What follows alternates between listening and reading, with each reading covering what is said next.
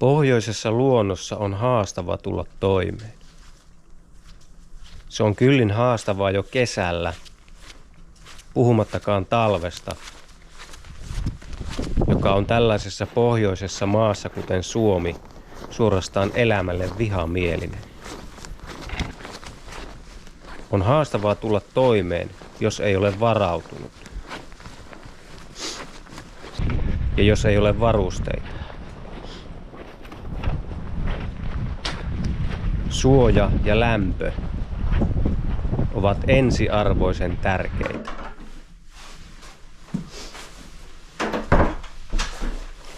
Ihminen tarvitsee elääkseen vettä, ruokaa ja lämpöä. Voisi ajatella, että täällä pohjoisessa, kylmässä ilmanalassa, lämpö on ensimmäinen asia. Se on ensimmäinen asia, mistä tulisi huolehtia, tai sen riittävyydestä tulisi huolehtia.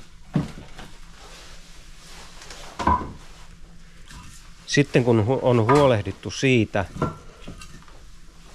että on lämpöä ja suojaa, sitten voi ruveta miettimään sitä, mistä saa juotavaa, mistä saa ruokaa. Suomessa käytännössä mistä vain löytyy vettä. Meillä on tuhansia järviä, jokia, lampia, talvella lunta. Ja käytännössä mistä vain näistä voi vettä juoda. Ruokaa on mahdollista viljellä, metsästää, kalastaa, mutta ensin on oltava lämpö ja suoja.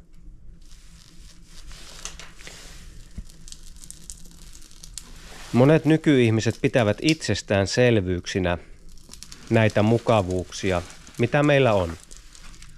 Sähkö tulee pistorasiasta. Patterit ovat asunnossa lämpimät. Kaupasta voi hakea ruokaa. Mutta mitäs sitten, kun nämä yhteiskunnan toiminnot eivät enää toimi? Mitä sitten, jos ei ole sähköä?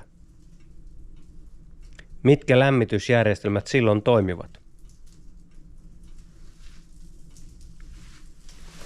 Ainoa lämmitysjärjestelmä, joka ilman sähköä toimii, on tulisija.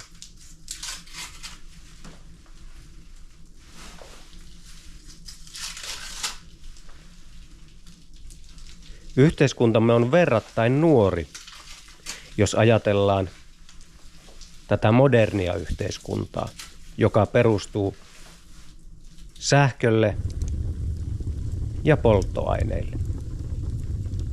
Puuta on Suomessa poltettu iät ja ajat. Tulisijan lämpö on ollut tuhansia vuosia se, joka on pitänyt ihmisiä täällä pohjoisessa hengissä. Voitaisiin sanoa, että viimeiset 100 vuotta, vaivaiset 100 vuotta, olemme eläneet modernissa ja teollistuneessa yhteiskunnassa. Ja jo nyt me pidämme sitä itsestäänselvyytenä.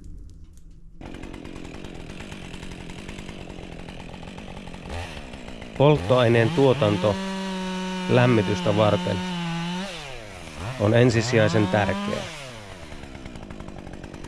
Se, että sinulla on omakotitalosi liiterissä vuoden puut, on jo hyvä alku. Sillä varmistat sen, ettet ensimmäisten joukossa kuole kylmyyteen. Jos sinulla on metsää, sillä varmistat sen, ettet kuole kylmyyteen vielä seuraavanakaan vuonna. Jos sinulla on polttoainetta varastossa moottorisahaa varten, et tarvitse kovin isoa määrää, että pystyt tekemään sillä useamman vuoden puut. Toki hyvä olisi pitää myös varastossa perinteisiä työvälineitä, työkaluja, jotka eivät polttoaineita tarvitse. Jokainen tekee toki itse sen päätöksen, minkä verran haluaa varautumiseen panostaa. Onko varautuminen katastrofeihin sitten turhaa? Mitä jos mitään ei koskaan satu? Mutta onko varautuminen viisautta vai varautumatta jättäminen? Eikö varautumatta jättäminen ole kuitenkin suurempi riski? Jos varaudut, voit hävitä korkeintaan varautumiseen laittamasi työpanoksen. Mutta jos et varaudu ja jotain sattuu, voit menettää henkesi. Silloin sinulle ei jää mitään. Tämä olisi hyvä muistaa, kun kritisoi ihmisiä, jotka haluavat varautua. Sitä paitsi varautuminen useimmilla, jotka sitä harrastavat, on myös harrastusta. He nauttivat siitä. Ja useissa tapauksissa he tekisivät sitä joka tapauksessa ilman varautumisaspektia,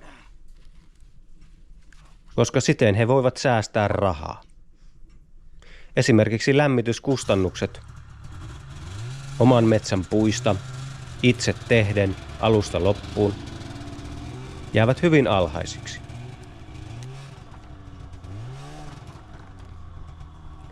Kun sinulla on metsässä puita, voit olla varma siitä, että ainakaan lämpö ei lopu.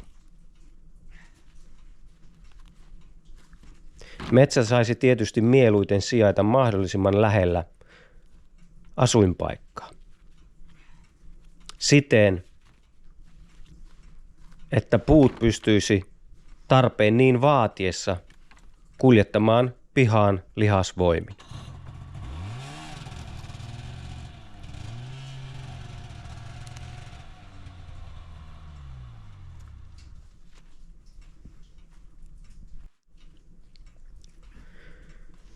Mutta vaikka harrastaisikin varautumista, se ei tarkoita sitä, että vielä kun tilanne sallii, etteikö voisi käyttää näitä apuvälineitä, mitä moderni yhteiskuntamme tarjoaa. Kuten moottorisahaa, moottorikelkkaa, autoa, kaikenlaisia apuvälineitä. Mutta samalla ei sovi unohtaa sitä, että niitä ei mahdollisesti ole jonain päivänä käytettävissä. Se olisi hyvä tiedostaa, että silloin kun niitä ei ole käytettävissä, olisi mahdollisuus käyttää jotakin muita apuvälineitä ja työkaluja.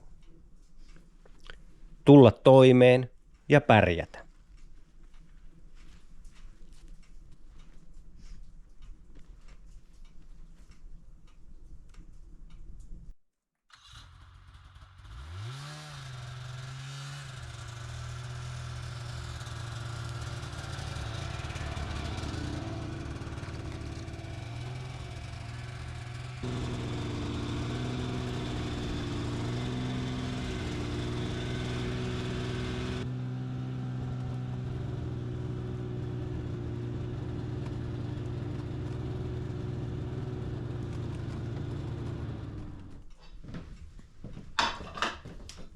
Oletteko koskaan miettinyt niinkin arkista asiaa kuin ruoan valmistus?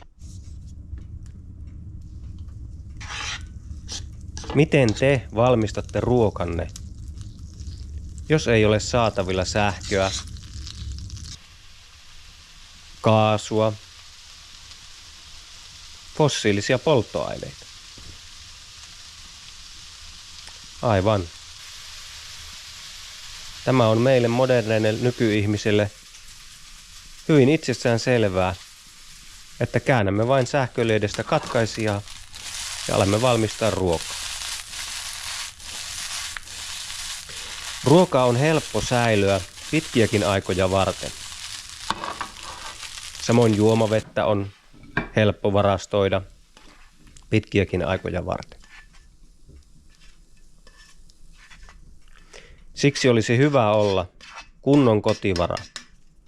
Sellainen, joka riittää useammaksi kuukaudeksi. Siten, että yhteiskunnan toiminnot mahdollisen kriisin sattuessa ehtisivät palautua. Toki sitten kriisin pitkittyessä olisi hyvä olla myös mahdollisuus tuottaa ruokansa itse. Mutta kotivara on jo erittäin hyvä alku. Ja se, että pystyt valmistamaan sitä ruokaa ilman sähköä. Peseytyminen on toinen asia, mikä ei ole välttämätöntä tietenkään sekään. Mutta ilman sähköä ei jälleen toimi mikään muu kuin perinteinen puukiukaalla varustettu sauna, jossa on myös veden lämmitin.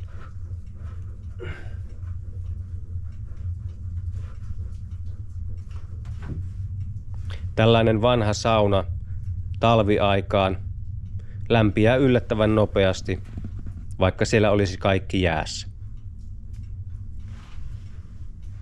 Tämäkin sauna on 2-3 tunnissa kylpyvalmis.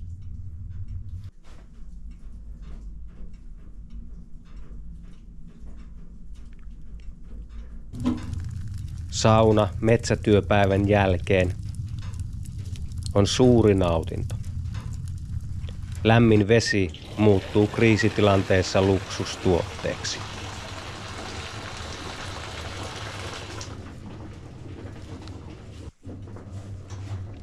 Kriisitilanteessa sinulla olisi myös hyvä olla olemassa kynttilöitä, öljylamppuja, polttoainetta niihin. Myös akkukäyttöiset valaisimet ovat erittäin hyvä vaihtoehto, jos on käytössä esimerkiksi aurinkoenergiaa.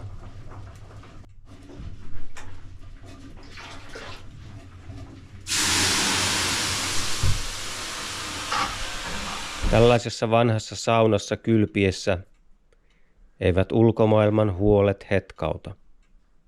Siinä on jotakin juurevaa, perinteistä ja maanläheistä.